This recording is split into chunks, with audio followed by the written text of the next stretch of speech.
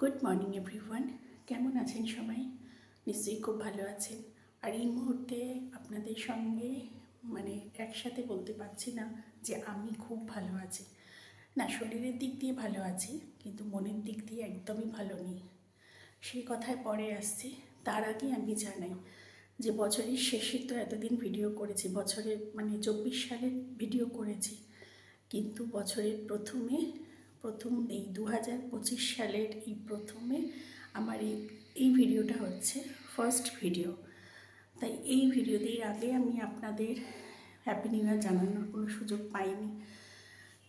সেই জন্য এই 2025 সালের এই প্রথম ভিডিওতে দাঁড়িয়ে আমি আমার তরফ থেকে ছোটদের বড়দের সবাইকে জানাই হ্যাপি নিউ ইয়ার। 2025 সাল সবার খুব ভালো যাক, ভালো কাটুক, সবাই খুব আনন্দ করে কাটান, যা যা মনোবাঞ্ছা সবার পূরণ হোক, এটাই আমি ঠাকুরের কাছে প্রে করি। এইবার বলি আমার মনের পরিস্থিতি কেন খারাপ। আপনারা তো সবাই জানেন যে আমার মামার বাড়িটা পাশেই। তা আমার মামা তো যে দাদা কিছুদিন আগে অসুস্থ হয়েছিল, সেই দাদাই আবার খুবই অসুস্থ হয়ে পড়েছে, খুবই ক্রিটিক্যাল পরিস্থিতির মধ্যে দিয়ে যাচ্ছে। আর ও এখন হসপিটালাইজড, আর ওর সিচুয়েশান খুবই ক্রিটিক্যাল। তাই সবাইরই যা হয় এই পরিস্থিতিতে কারোরই মন মেজাজ ঠিক থাকে না। যথারীতি আমাদেরও মন মেজাজ ভালো নেই, সেই জন্যই আমার মন খুব খারাপ। আর কি বলুন তো, রান্না করতে হয়, খেতে হয়, তাই রান্না করছি, খাচ্ছি, নাহলে সেটুকুও ভালো লাগছে না, বিশ্বাস করুন। এতটাই ক্রিটিক্যাল পরিস্থিতি, সবসময় মনের মধ্যে একটা টেনশান কাজ করছে। তা যাই হোক, এই 2025 সালে দাঁড়িয়ে বছরের প্রথম দিন ভিডিও করছি, আর বছরের প্রথম এই 2025 সালে দাঁড়িয়ে আমি আপনাদের কাছে রিকোয়েস্ট করছি যে আপনারা সবাই আমার দাদার জন্য প্রে করুন। ও যেন খুব তাড়াতাড়ি রিকভার করে, আর খুব তাড়াতাড়ি সুস্থ হয়ে ও যেন বাড়ি ফিরে আসে। আমিও প্রে করছি ভগবানের কাছে, জগন্নাথের কাছে, যেন ও খুব তাড়াতাড়ি সুস্থ হয়ে খুব তাড়াতাড়ি বাড়ি ফিরে আসে। আপনারাও একটু প্রে করুন আমার সাথে সাথে, যেন ও খুব তাড়াতাড়ি সুস্থ হয়ে বাড়ি ফিরে আসে। ও যেন এই 2025টা খুব আনন্দ করে কাটাতে পারে ওর বাড়িতে এসে। তো সেটাই। তা চলুন, আমার আর কিছু বলার নেই, আর বেশি কিছু কথা বলতেও ভালো লাগছে না। বললাম না, মনটা ভীষণই খারাপ, সবসময় একটা টেনশান হচ্ছে। তো চলুন, দেখতে থাকুন। এখান থেকে আপনাদের সবাইকে সঙ্গে নিয়ে, সাথে নিয়ে ভিডিওটা শুরু করলাম। আর কি কি করি চলুন দেখতে থাকুন। এখানে সকালবেলা জলখাবারে চাউ করব, তাই চাউটাকে সিদ্ধ করে নিয়েছি। এখানে পেঁয়াজ কুচানো হয়ে গেছে, আর এখানে কিছু শীতের সবজি দিয়েছি। আজকে শীতের সবজি দিয়েই চাউটা করব। এমনি তো আলু পেঁয়াজ নর্মাল একটা চাউ বানাই, তাই এখানে বাঁধাকপি, বিনস, গাজর, ক্যাপসিকাম, স্প্রিং অনিয়ন সব কিছু আছে এর মধ্যে। এই দিয়ে চাউটাকে করব। আর এখানে কড়াই বসিয়েও দিয়েছি। চলুন।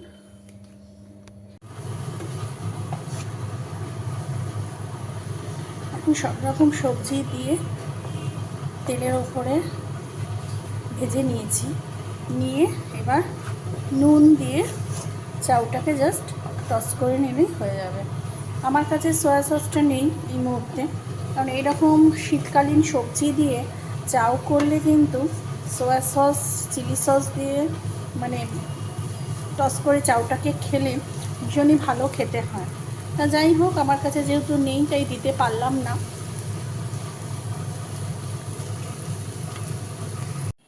আর বন্ধুরা, এখানে এখন দেখে নিন, এই যে মুগের, বাবা এত ধোয়া হচ্ছে না, এখানে মুগের ডাল সিদ্ধ করে রেখেছি। এটা এই যে পালং শাক কেটে রেখেছি, পালং শাক দিয়ে এটাকে ফোড়ন দেব, আর পালং শাক দিয়ে মুগের ডাল করবো আর কি। আর এখানে পাকাল মাছ এনে দিয়েছে আজকে, কালকে অনেক রকম মাছ এনেছে, তা কাল তো আর কোনো ভিডিও করিনি, সেজন্য আর দেখাতে পারিনি।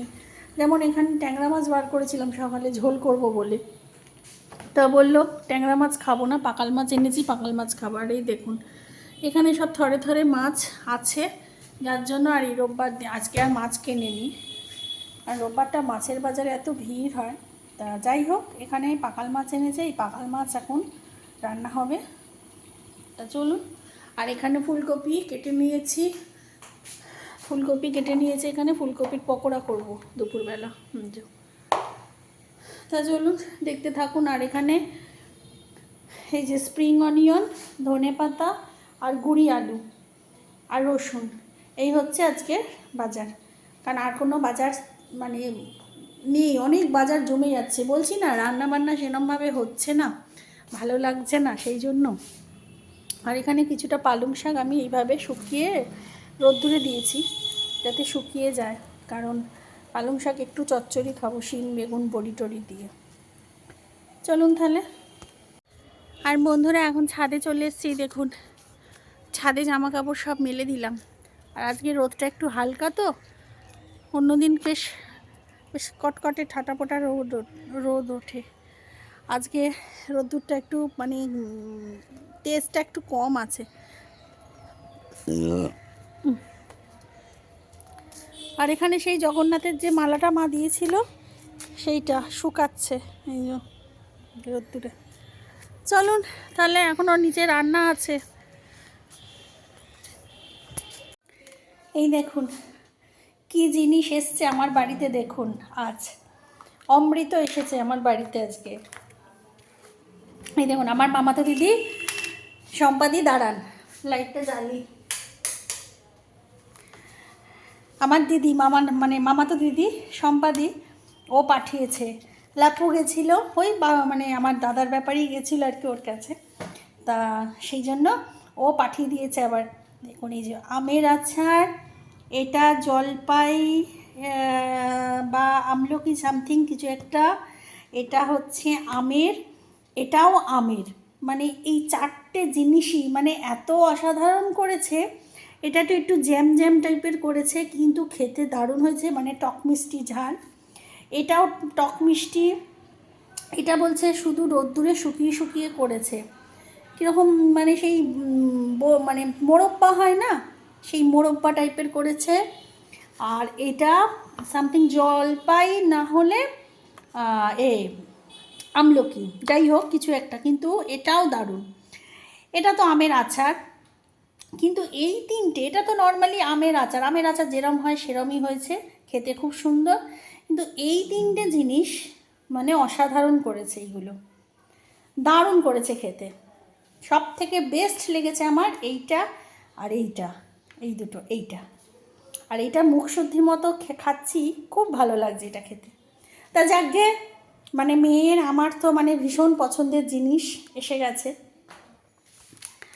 তা চলুন এই বসে বসে সব একটু একটু করে টেস্ট করলাম, এত ভালো করেছে, খুব ভালো করেছে। তা চলুন এবার রান্নাটা সারি, প্রায় 12:30 ঘরে ঘড়ির কাঁটা পৌঁছে গেছে, এবার রান্না করব। চলুন তাহলে দেখতে থাকুন। এদিকে ভাত বসিয়ে দিয়েছি, আর এদিকে ডালে পালং শাকটা দিয়ে ফোড়নটাও দিয়ে দিয়েছি, দিয়ে এখন ডালটা ফুটছে, বেশ খানিকক্ষণ ফুটবে। চলো। আর এদিকে রসুন বাটা, মানে যতটুকু মাছে লাগবে ততটুকুই বেটে নিয়েছি, বাদবাকি রসুন আবার পরে বেটে রেখে দেবো। চলুন তাহলে। হ্যাঁ,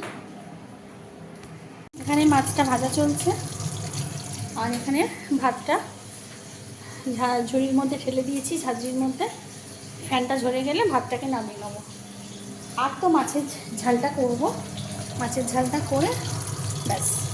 আর ফুলকপির যে পকোড়াগুলো করব সেই ব্যাটারটা একটু গুলে রাখবো, তাহলে একটু সুবিধা হয়।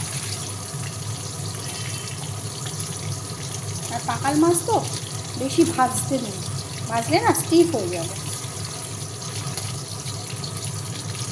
চলো। আর বন্ধুরা এখন বেশ খানিকটা বাদে চলে এসেছি, আমার চান টান সব হয়ে গেছে, চান করাও হয়ে গেছে। আর এখানে ফুলকপির যে পকোড়া, সেই পকোড়াগুলো একসাথে সব ভাজতে বসিয়ে দিয়েছি। আর আজকে রান্নার ফাইনাল লুকগুলো একবার দেখিয়ে দিই। এখানে ভাত আছে, খানিকটা ভাত মাইক্রোওভেনে গরম হচ্ছে।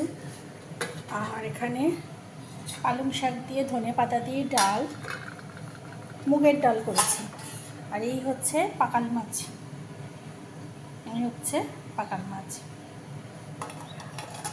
আর আর এখানে কালকে আমি একটু নিরামিষ আলু সয়াবিন দিয়ে বিরিয়ানি বানিয়েছিলাম, সেই বিরিয়ানিটাও রয়েছে। এই যে, তা চলুন খেয়ে নিয়ে আবার আসছি।